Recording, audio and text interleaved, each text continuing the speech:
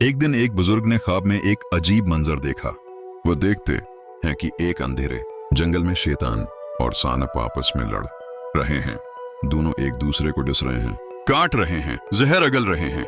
बुजुर्ग ने करीब जाकर पूछा, तुम दोनों तो इंसान के दुश्मन हो, फिर आपस में क्यों लड़ रहे हो? शैतान हंसा और बोला, ये सानप मेरे काम में रुकावट बन रहा है। ये इंसान को जिस्मानी जहर देता है और मैं उसके दिल में जहर भरता हूँ। सानप ने सर उठाकर कहा, और ये शैतान मेरा दुश्मन है क्योंकि मेरा जहर जिस्म मारता है लेकिन उसका वसवसा रूह को मिटा देता है। दोनों ने एक दूसरे को खत्म करने की कोशिश की और आखिरकार दोनों मर गए। बुजुर्ग जागे तो दिल कांप गया। इन्हें समझ आ गई कि इंसान के दुश्मन सिर्फ बाहर नहीं, अंदर भी छुपे हैं। सानप जैसा दुश्मन जिस्म को नुकसान पहुंचाता है, लेकिन शैतान जैसा दुश्मन दिल, नीयत और ईमान को जहर देता है।